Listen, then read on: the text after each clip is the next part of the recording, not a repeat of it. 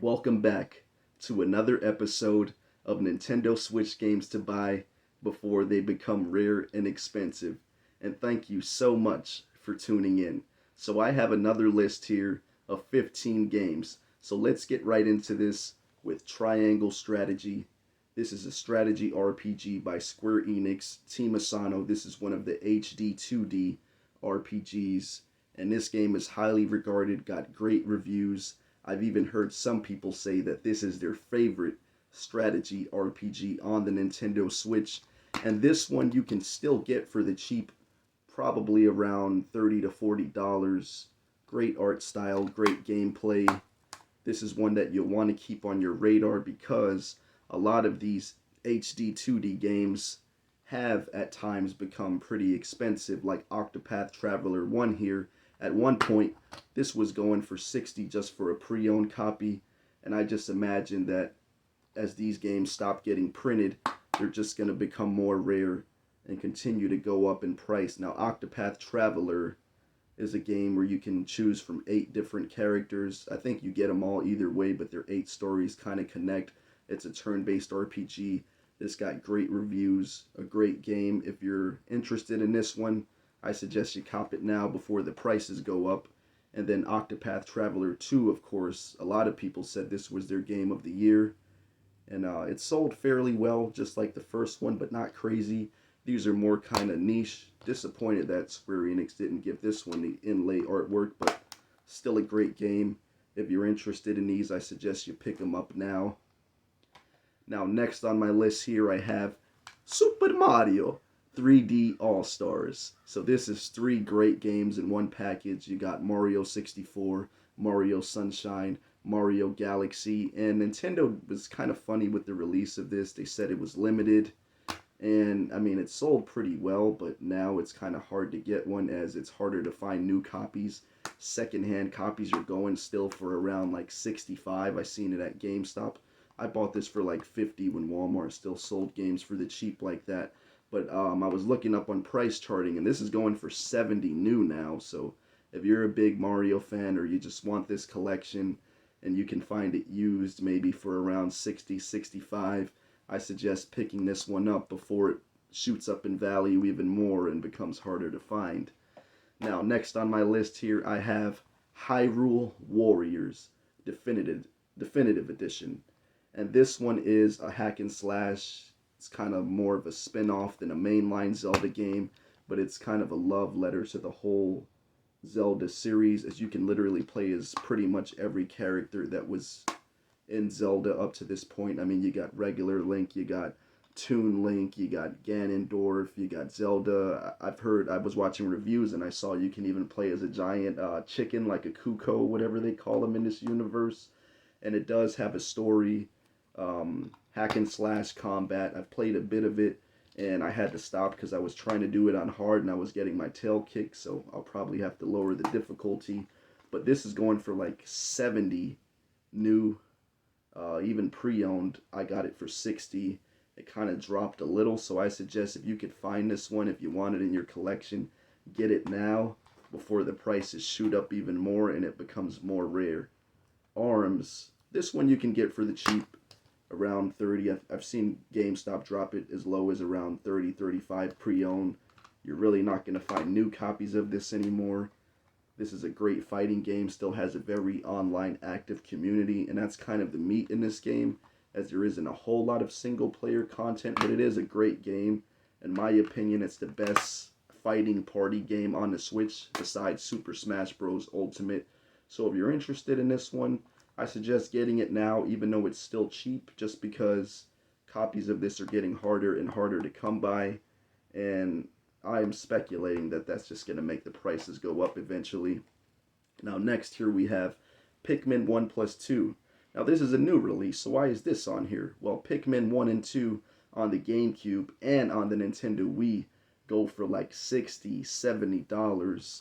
So these games historically have always went up in price, and I'm just guessing that these aren't going to get a whole lot of prints, as Pikmin is a pretty niche series, and Nintendo, when they do these remasters like they did with Metroid Prime Remastered, don't seem to make a whole lot of copies of them, and then you got scalpers trying to buy them all out, sell them more expensive. So if you're a Pikmin fan or you're curious and want to pick this up physical, I suggest you do so now.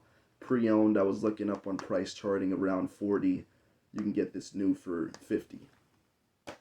Pikmin 3 Deluxe. Now this one is not expensive at all. I forgot to crack the seal on this because I haven't played it yet, so sorry I can't show the inside artwork. But this goes for around 30, 40, 50. But I'm just predicting that this is going to follow the fashion of other Pikmin games and shoot up in price. And as Pikmin 4 came out, Pikmin 1 plus 2, I'm guessing that they're probably not going to really print too many more copies of this one. So maybe get it now instead of later. Alright, next here we have the Oddworld Collection. And this is one for the ESRB American. It's pretty cheap, like 20 to 30. But I saw that the PAL version is more expensive. Take a look at the cart here. No inlay artwork. But this is 3 games on 1 cartridge. And I've noticed that a lot of times with these collections where all the games are on 1 cartridge, that the prices tend to shoot up. These are 3D platformers. One of them's kind of like a shooter, I believe. Honestly, I haven't played this one at all yet, but it looks pretty cool, so I wanted to add it to my collection. I mean, 3 games on 1 cartridge, that's a great deal in my opinion. Alright, now next on the list here we have New Super Lucky's Tale. And I love how this developer gave this almost a first party treatment with the inlay artwork. And in my opinion, this is one of the best 3D platformers on the Nintendo Switch. This is right up there with Mario and Kirby. Now the difficulty is pretty easy, more like a Kirby. But the last world, it does really get really hard to the point where I didn't even beat it because I was like, this is too much now. But this one, the reason this is on my list, even though you can probably get this around 30 to 40 right now, is because I was looking at Video Games Plus, which, by the way, you should check them out if you're into more niche games. They get reprints of games you won't find in store anymore. But they were saying that after the last physicals of this sell, that they're just going to be printing digital box and a code. So you won't even be able to find a physical anymore unless you get it secondhand. So I suggest picking this one up. One of the best 3D platformers on the Nintendo Switch. It's also multi-platform. If you don't have a Switch, you can find this on PlayStation and Xbox. But on Nintendo consoles, games seem to shoot up in price more than on other ones. Dragon Quest XI. This is a highly regarded RPG, becoming harder to find. Not really seeing new copies in store anymore, so if you're a big Square Enix fan, turn-based RPG fan, this is supposed to be one of the best on the Switch, so maybe get it now before later. And then we have the Atelier Ryza trilogy. Atelier Ryza 1, 2, and 3. Now, I know 2 at one point was getting pretty expensive. It was like 60, 65 just for a used copy. Here's 1, 2, and 3 just came out, so you could probably find this one for the cheap right now. I just got it for 50% off clearance at GameStop. Awesome inlay artwork here. Because it looks like they're just trying to get rid of the stock because these games are more niche. So they end up wanting to get rid of them. Then they don't get many copies printed, and therefore the prices shoot up later. These games are highly regarded turn-based RPGs with kind of a real-time strategy system. Not strategy, but a real-time combat system. And the prices on these tend to shoot up on these games as they're pretty niche. It also puts a lot of emphasis on crafting. The art style and colors on this are really vibrant. I'm sure they must look awesome on a Switch OLED. That's a series I gotta pick up and get into soon. And last on my list here, I have Pocky and Rocky Reshrined.